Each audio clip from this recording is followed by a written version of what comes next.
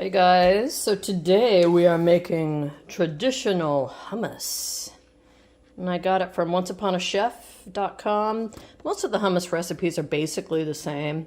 So this is one I found and it's in the description if you want to copy it. But first we are going to start with 2 cans of garbanzo beans. Now you could get fresh ones and cook them, or dried ones, rehydrate them and cook them.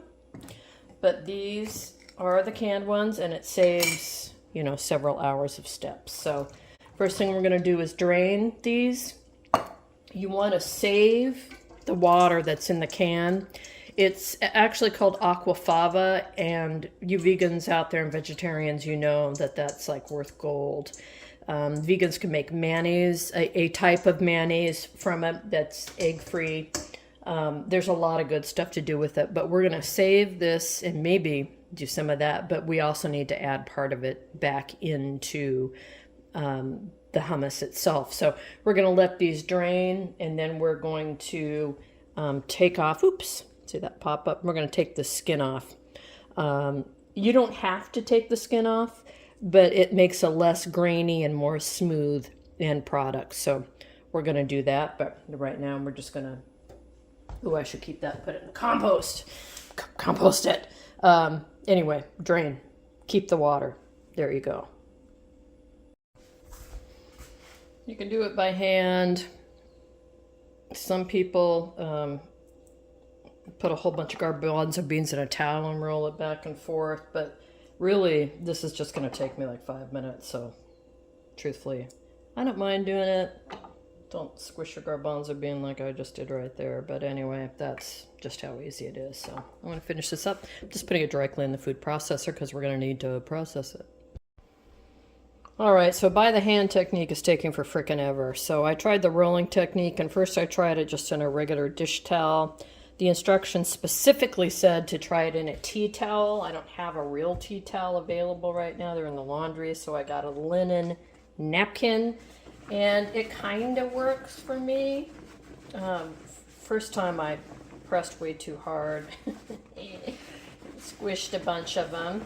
But if you roll them around, roll, they dry off. But you can see a lot of the skins come off, and those that don't come off readily come off really easily. So I'm going to finish up the rest of it, saving these to go in the compost pile. But yeah, this is really the easier way to go. I would use linen or 100% cotton, and not like a terry cloth, not a regular dish towel. You need a tea towel. So there you go. All right, so here's the fun part. Now we've got everything in, all the chickpeas in here have mostly been peeled. It's all the peelings. But now all we have to do is really basically just dump the other ingredients in there. And because it's 2 cans of chickpeas, it calls for the juice from 2 fresh lemons. Now, if you saw my old citrus video, and I'm going to link that somewhere, I bought these lemons last year and I freeze them solid. So when they're still frozen, I could take zest off and use it in whatever I want and pop it back in the freezer. But when they're thawed, can you see that? So all the little cells in there, right? All the little citrus cells froze. So they got big, they got fat, and they exploded. And when I cut this open, they're extremely juicy. You can see there's just juice on the board. And so it takes barely any energy to get juice out of here. I might be able to get away with one of these. Also, they're gigantic. But I let it thaw overnight. They're still very cold. I just need a 1/4 cup of juice for 2 cans of the chickpeas. So I'm going to, well, let's just try this by hand first of all. Actually, I'm going to use a bigger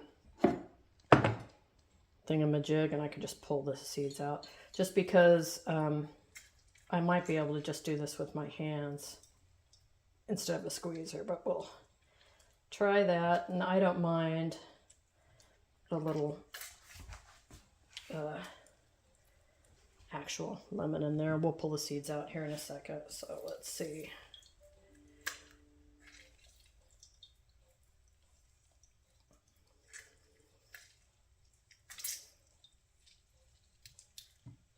let me pull the seeds out. Actually, I decided to use the squeezer, right? Why not? I got it. Let's see what, oh yeah, we're getting more juice. You can find these at most grocery stores anymore. Lime ones are a little smaller, and you don't put it up like that. You don't cup it around like that, although it kind of seems like it would make sense. You put it upside down and squeeze the bottom. And I think we have plenty of juice. All right, let me get the seeds out of there. All right, we'll measure it up. But also, if you get one of these, get the metal ones. The plastic ones will die fairly quickly. All right, this is a liquid measurement. So because it's a liquid measurement, we want to use a liquid measurer. And all I need is a 1/4 cup. And I have, I'm going to put it flat, 1/3 of a cup. 1/3 of a cup. So we have more than we need. So let's take out a little bit. And yeah, I've got the big hunks of lemon in there. I don't mind it. I'm going to save that just in case I need it. But so now we just pour it right into there. And now let's add in the other ingredients. Next is a 1/4 cup tahini. Tahini is peanut butter made from sesame seeds. Instead of peanuts, you know, it's a nut butter. Seed butter. Seed butter. It's extremely thick and it separates like natural peanut butter does. So you need to really make sure it's mixed up. I had just poured out a little bit and it was all runny, and then I realized I hadn't mixed it enough. So I'll try it again. Let's see if we have more thick. Ooh, yep, better. All right, 1/4 cup tahini. Now I need 2 cloves fresh garlic, and don't ask me how, but see that garlic on the wall right there? It's my garlic from last year, and I still have good garlic. Ta-da! You can chop it if you want, crushed. It says roughly chop.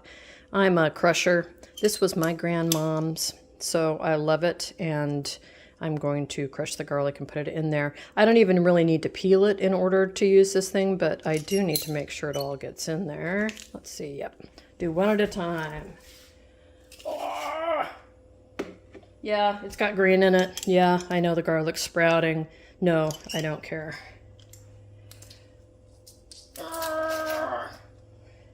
If you want garlic flavor, that's the way to do it. And you even get a little garlic right there. Since I took the skins off, I know that's just garlic too. And I'll clean it out later. Okay. What's next? So apparently I'm out of cayenne pepper, so I dug around in my cupboard and I came up with some gochujang. And this particular one is the sun-dried version. Takyang? I don't know how to say that. My Korean friends, maybe you can help me. It's a sun-dried hot pepper, and I use it for kimchi making and other spicy dishes. Cayenne, you know, is a ground-up pepper, so I think it's going to work. So I'm going to measure out the 1/8 of a teaspoon and put it in my bad boy here. Got an 1/8 of a teaspoon on these little guys. It's called a dash. So it's a dash of something is an 1/8 of a teaspoon. So do that. I'm definitely going to keep this out. We might have to spice it up a little bit. This originally came in one of those envelopes, and so I put it in this glass container with a very tight fitting lid, and I always cut out the labels on them and roll them up and put them inside. So there we go.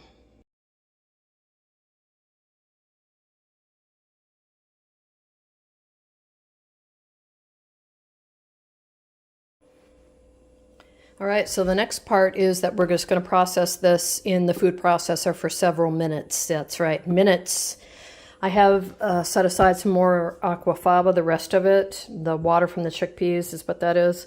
Some of that lemon juice we had left over, and I do have the gochujang spice in case I wanted a little spicier, and of course olive oil because it's olive oil. So I'm going to go ahead and get started on this, but truthfully, you don't want to listen to that. So we're going to get rocking and rolling here, and we'll be back in a minute. Okay, taste it.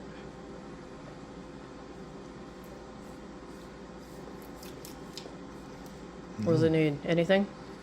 So we added some more salt, a little more lemon, a little olive oil. That's good.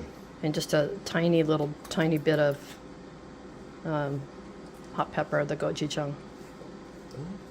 Maybe a little more pepper. Hot pepper. Sure. It's lemony. It's supposed to be. All right, so we're just adding that much more, and we'll mix it up and we'll call it good.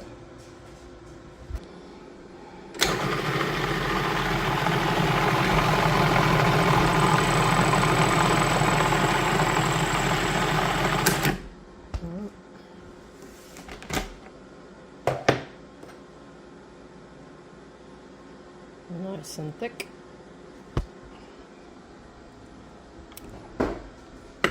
Perfect. Okay, so I'll take it out. I'll put it in a bowl with a tight fitting lid, pop it in the fridge, and it's good to go. When you take it out and put it into a bowl for service, if you want to put it in the bowl and then kind of do some of the swirly stuff and then fill that area in with olive oil, that's kind of a cute little look. And put a little paprika or hot pepper on top to give it a little special something. That's also nice. So there you have it. Homemade hummus.